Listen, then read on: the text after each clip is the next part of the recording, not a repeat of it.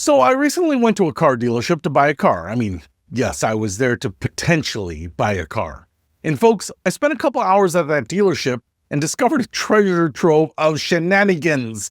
But one of them was so egregious, so outrageously overpriced that I just couldn't wait to share it with you.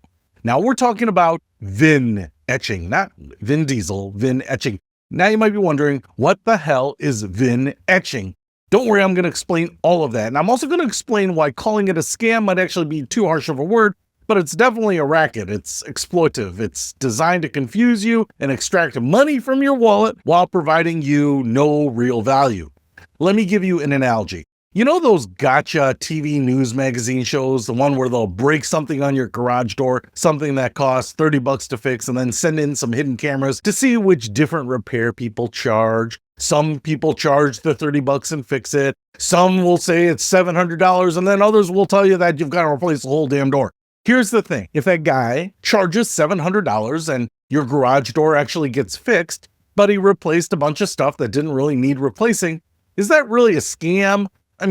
You asked for your garage door to be fixed, and it's fixed. It's overkill, it's exploitive, and maybe it's a sign of incompetence, but is it illegal? I don't necessarily think so.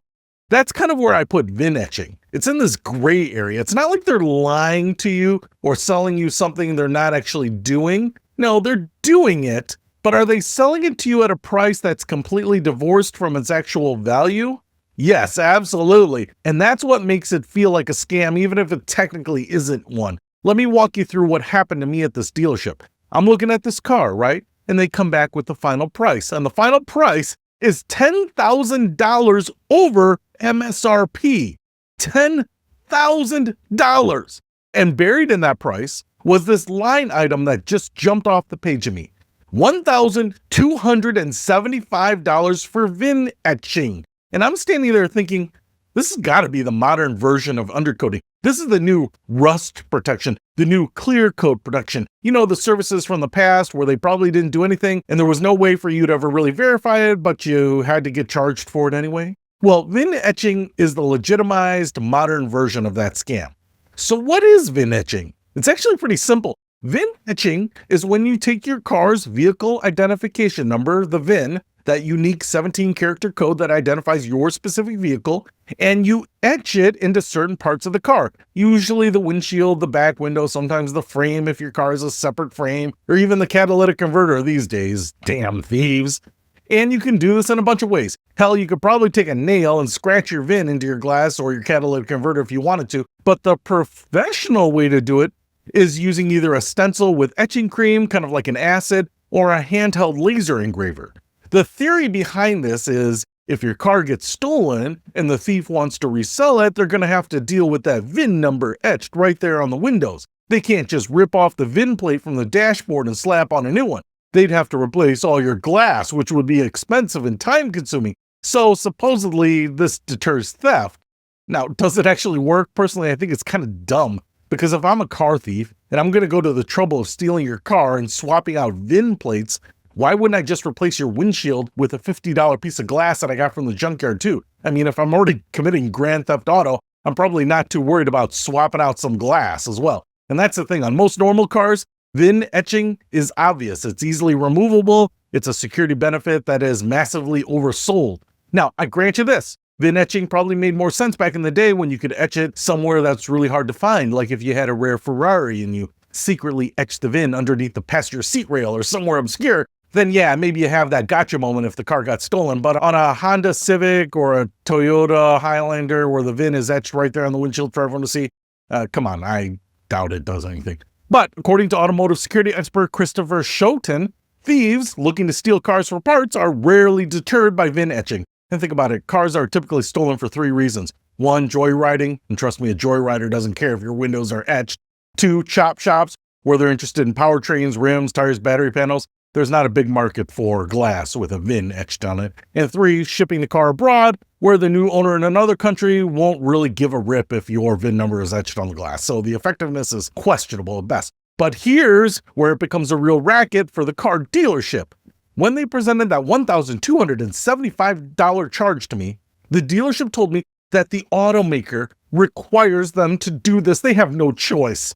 that as soon as the car rolls into the dealership, they have to etch the VIN. It's mandatory, they said, or they would lose their franchise license. Let me assure you, it is not. Because if it was required by the automaker, they would do it at the factory. That would be the easiest place to do it.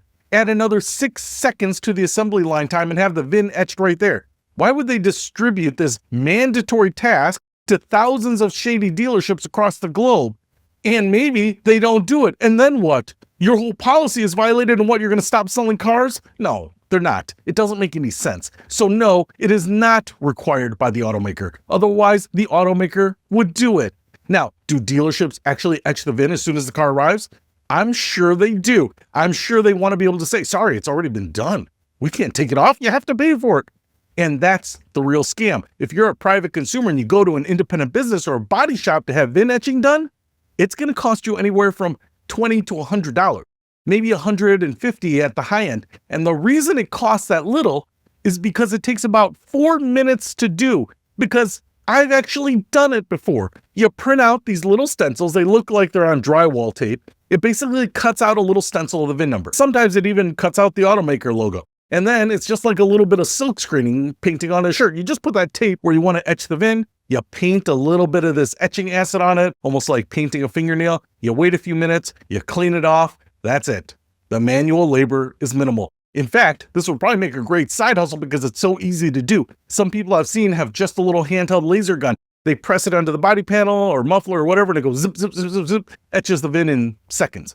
Now, if you're looking at the actual cost of this from a business perspective, the materials, the little piece of tape, and the spritz of etching acid, it costs anywhere from $1 to $5, not including labor.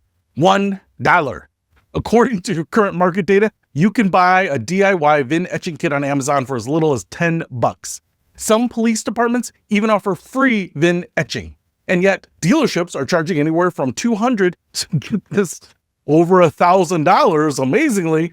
And in my research for this episode, I found people complaining that some dealers have the audacity to charge $700, $900 for VIN etching. And I'm sitting there thinking, $900? That's criminal. But wait, I just was quoted $1,275 for it. $300 more than they were for something that costs a few bucks in materials and time.